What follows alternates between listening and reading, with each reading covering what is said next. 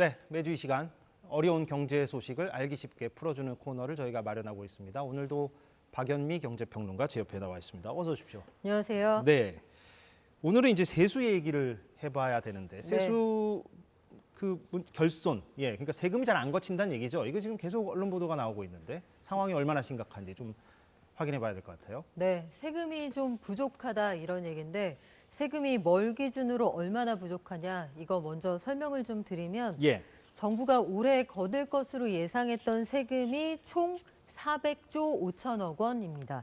그 가운데에서 올해 1월부터 5월까지 우리가 얼마나 세금을 거뒀느냐 이걸 그때그때 진도를 만들어서 진도표를 정부가 가지고 있거든요. 이게 연간 세수 예상치 중에서 실제로 거둔 돈이 얼마나 되느냐 이걸 세수의 진도율이라고 말하는데 이게 40% 정도 됩니다. 그래서 올해 1월부터 5월까지 거둔 국세 수입을 보니까 전체적으로 160조 2천억 원을 거뒀더라. 이게 그 작년하고 비교해 보면요. 36조 원 이상 적은 금액입니다. 1월부터 5월까지를 따져본 거죠, 저게? 그렇습니다. 이게 국세 그래서 세수 진도율 40%라는 게 어떤 의미가 있는 숫자이냐. 2000년부터 세수 진도율에 관한 통계를 내기 시작했는데 최근 23년 사이에 가장 낮은 진도율입니다. 잘 안 거친다. 세금이 잘 안 거친다. 기업들도 돈을 잘 못 벌고 부가세, 그러니까 소비도 좀 시원치 않고 소득도 시원치 않다. 이걸 대충 우리가 짐작할 수가 있는데요.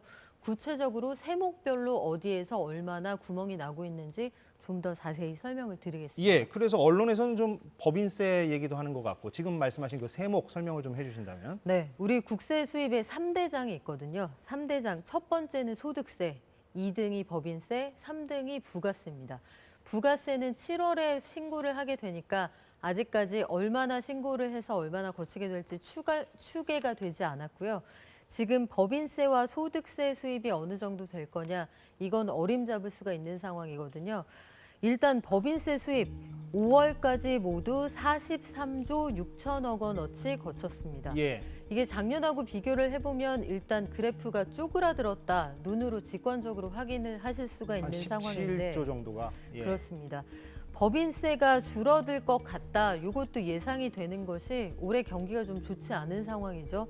일단 5월까지 43조 6천억 원이 거쳤는데 1년 전하고 비교를 하면 이미 17조 3천억 원 정도 줄어든 상태인데다가 작년 하반기에 기업들이 장사하는 상황이 여의치가 않았습니다. 그래서 전체적으로 보면 5월 이후의 상황도 그래서 우리가 법인세를 더 거둘 수 있을 거냐, 올해 나머지 장사하는 상황이 좋을 거냐, 이것도 우리가 크게 기대하기가 어려운 상황인데 상반기 실적도 그다지 좋지 않고 하반기 여건도 그렇게 개선될 것으로 예상하기 어려워서 이거 만만치 않을 것 같다. 중간 예납이라는 제도가 있기는 하지만 이걸 통해서 거둘 수 있는 실적도 그다지 좋을 것 같지는 않다. 우리가 이렇게 예상을 하고 있습니다. 중간 예납 그건 뭡니까? 좀 어려운 얘기인데. 중간 예납이라는 게 뭐냐면 법인세라는 건 특히 대기업의 경우에는 수십조 원씩 내게 되지 않습니까? 그러면 이걸 일시불로 치르면 기업도 너무 부담이 되고 그 세금을 받아야 하는 정부 입장에서도 정부에서 그 법인세 다 거칠 때까지 춘군기가 발생을 하게 되니까 좀 나눠서 내자. 기업 입장에서도 할부로 세금을 내면 한 번에 내는 부담이 좀 줄어들게 되고요. 정부 입장에서도 법인세라는 큰 세목의 세금이 한 번에 거칠 때까지 너무 오래 기다리지 않아도 되니까 이게 쌍방이 좀 편의를 도모하자는 측면에서 반씩 나눠서 내게 됩니다. 12월 결산법인이 원래는 3월 말까지 법인세를 내야 하는데 요걸 보통 8월 말에 한 번쯤 잘라서 내게 되거든요. 8월 1일부터 8월 말까지 그 절반을 잘라서 그 할부로 절반 정도 내게 되는데 요걸 전년도 사업했을 때 그 절반을 그 나중에 내거나 혹은 올해 사업했을 때 상반기치를 요걸 미리 내거나 선택을 해서 낼 수가 있습니다. 회사 사정에 따라서 낼 수가 있는 건데 작년 하반기에도 사업 상황이 그다지 좋지 않았고 올해 실적을 보니까요. 올해 코스피에 상장돼 있는 회사들, 특히 코스피 상장돼 있다면 등치가 좀 크다는 얘기인데 600개 넘는 회사들이 작년하고 비교했을 때 매출들이 그다지 좋지 않았고 예. 영업이익도 봐서 작년보다 영업이익 줄었다 하는 회사들이 한 4분의 1 정도 되니까 법인세가 이 중간 예납을 해도 시원치 않게 거칠 것이다 우리가 예상을 해볼 수가 있거든요. 그렇다면 법인세는 더 줄어들 거다. 지금까지도 세금이 충분히 거치지 않았는데 중간 예납 받아봐야 그래도 진도율 더 나가지 않을 거다 우리가 예상을 해볼 수 있는 예. 상황입니다. 법인세는 그렇고 아까 그 그래프 잠깐만 다시 보여주시겠어요, 제작진이? 그 법인세가 이제 많이 준 것도 그렇고 저 파란색 그러니까 소득세도 저렇게 한 9조 정도인가요? 네, 이렇게 소득세가 줄었죠? 이건 어떻게 설명해야 됩니까? 9조 6천억 원 정도 감소했는데 일단 종합소득세, 개인 사업자가 내는 종합소득세는 5월에 신고분이 좀 늘었습니다만 제일 크게 소득세에서 줄어든 게 양도소득세입니다. 양도소득세라는 건 부동산 거래에서 집 사고 팔 때 내는 세금인데 예. 부동산 거래가 줄어들면서 여기에서 발생하는 세금이 줄어들었거든요. 이게 작년 11월부터 올해 3월 사이에 주택 거래량이 1년 전 같은 기간하고 비교하면 한 30% 이상 크게 줄어든 걸 확인할 수가 있습니다. 그러면 여기에서 발생되는 양도소득세가 줄어드니까 당연히 국세 수입이 감소했다.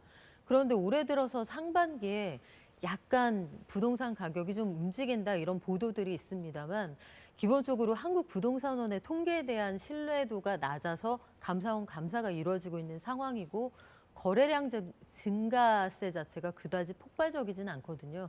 그렇다면 이런 추세가 하반기까지 이어진다라면 양도소득세 크게 늘어날 가능성이 없으니까 연간으로 볼 때 소득세 줄어들 가능성이 있습니다. 예. 지금 말씀해 주신 걸 종합을 해보면 결국에는 이제 경기가 전체적으로 좀 침체돼 있어서 네.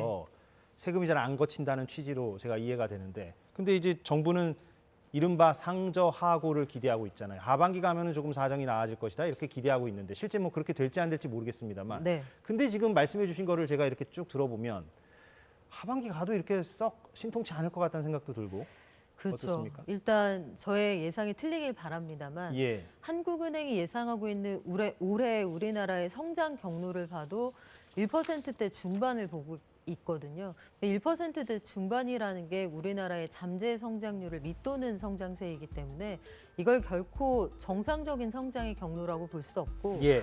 국제통화기금 등이 예상하는 성장률보다도 낮은 숫자 1.4를 보고 있기 때문에 상반기보다 하반기가 좋을 거냐 우리가 단언하기 좀 어려운 상황입니다.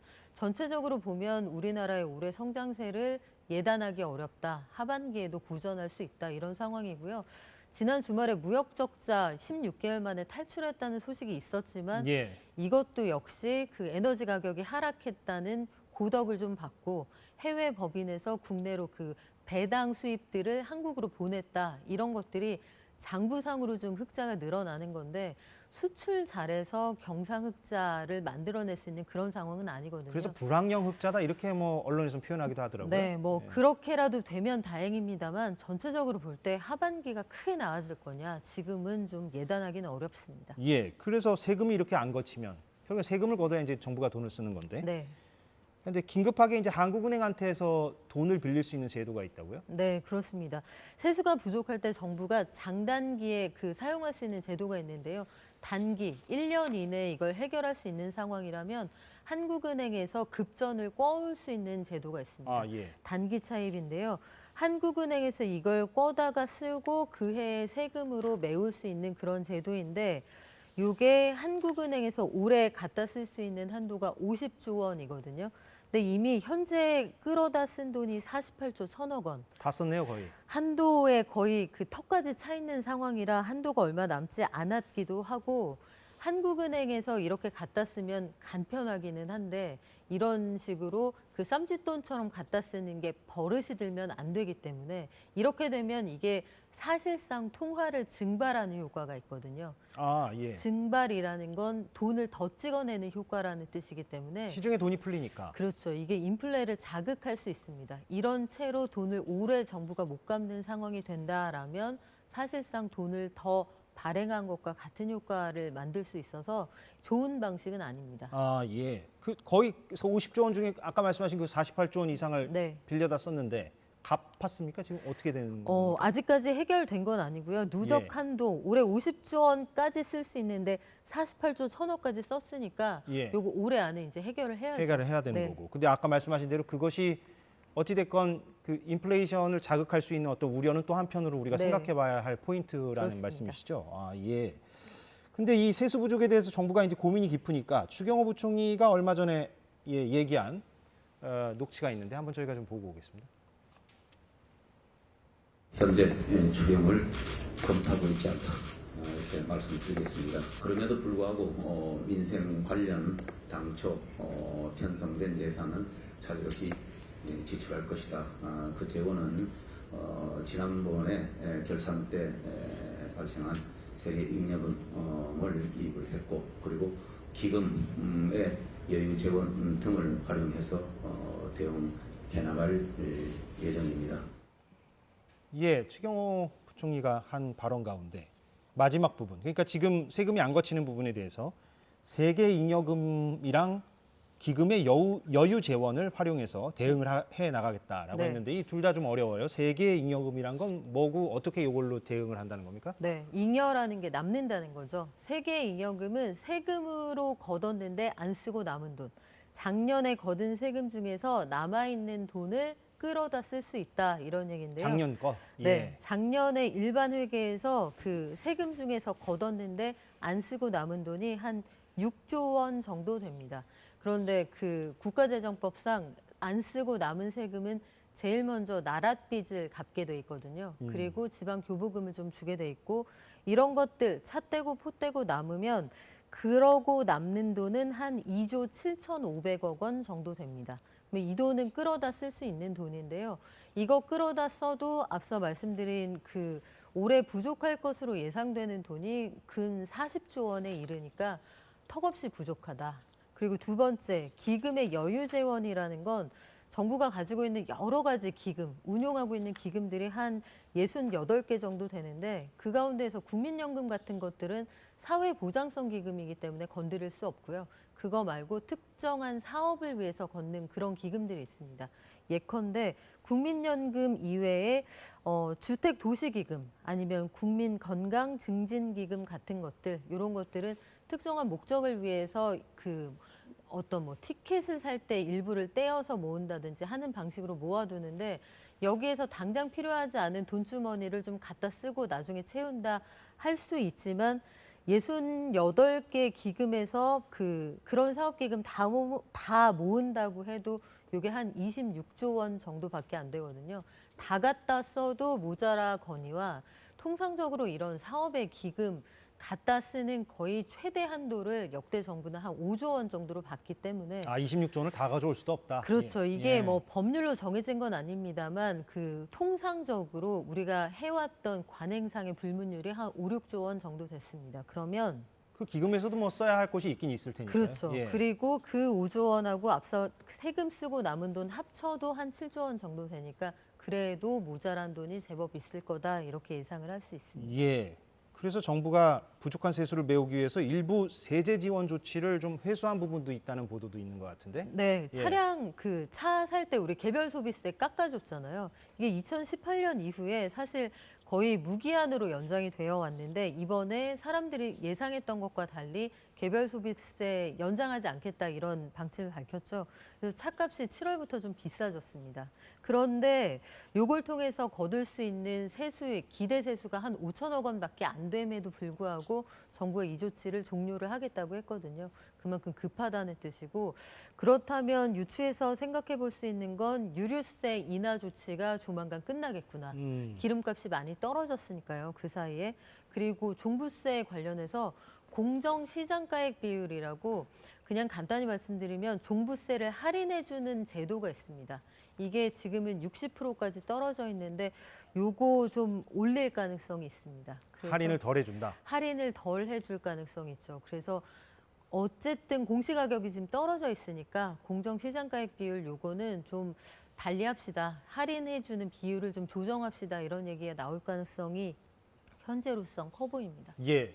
아무튼 근데 걱정은 말끔히 해소되는 것 같지는 않고요. 지금 이렇게 네. 설명을 들어봐도. 그래서 참 어떻게 해야 할까 이런 대안이 좀 고민인데 근데 지금 추경 얘기가 나오는 이유는 뭐 야당에서 이제 추경을 주장하고 있고 네. 세금이 안 거치는데 이제 정부가 써야 할 곳은 많으니까 추경을 해야 한다 이런 주장을 야당이 하고 있지만 지금 정부 여당에서는 부정적인 입장이고 근데 추경을 한다는 것은 결국에는 국채를 발행해서 빚을 낸다는 얘기죠, 그게.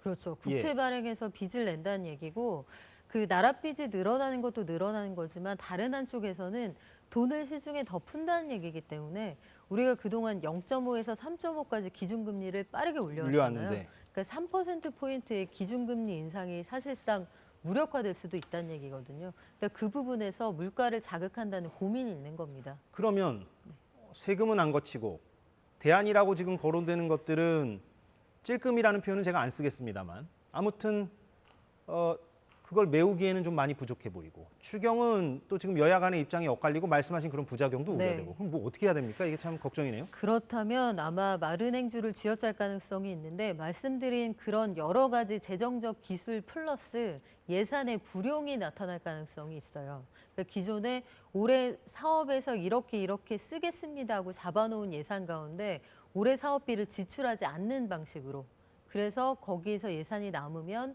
이걸 가지고 다른 데에 쓸 수 있도록 전용하는 방식으로 사용할 가능성이 있어 보이고요. 지난 주말에 그 보도된 내용들을 보면 각 부처의 기조실장들에게 각 부처가 제출한 예산안 이런 것들을 다시 한번 원점에서 리뷰했으면 좋겠다. 그러니까 내년도 예산을 짤 때 이미 좀 더 다시 한번 들여다보고 더 아낄 부분이 없는지 좀 타이트하게 해봐라. 타이트하게 할 수 있는 부분이 없는지 리뷰했으면 좋겠다는 기획재정부의 입장 전달이 있었다. 이런 보도가 지금 전달이 되거든요. 통상적으로 지금 여름에는 내년도 예산안을 짜고 각 부처로 내려보낼 예산이 뭐가 옳고 그르고 이런 것들을 구체적으로 심의할 시간이 지금 도래해 있는 그런 상황인데 이걸 원점에서 재검토한다는 건 정부도 이 사안을 굉장히 엄중하게 보고 있다는 뜻입니다. 아, 예. 정부의 기조는 아무튼 그렇다는 네. 거고요. 예. 마지막으로 이건 뭐 우리가 본론은 다 얘기하긴 했습니다만 이게 세금이 안 거쳐서 문제인데 세금을 체납하는 사람들이 있는데 이게 또 시효 문제가 있어가지고 이게 그냥 증발해버리고 사라져버리는 경우가 있다고요? 네, 세금이 국세는 5억 원 이하를 체납했다라면 5년 지나버리면 이 시효가 종료가 됩니다. 그러면 예. 5년 동안 잘 피해했으면 이 국세 안 갚아도 어떻게 할 수가 없다는 얘기죠. 10억 원 이하를 밀렸다. 10년 동안 잘 피해 다니면 10년 지나면은 어떻게 조치할 방법이 없어진다는 얘기인데 이게 점점 늘어나는 게 문제입니다. 작년 동안에도 보면 작년에도 늘어나서 이제는 2022년 말로는 이렇게 체납액이 100조 원을 넘긴 상황이거든요. 100조나 됩니까? 예. 100조 원을 넘긴 상황인데 받을 수 있을 것으로 예상되는 세금인 이 가운데 15조 원 안팎이고요.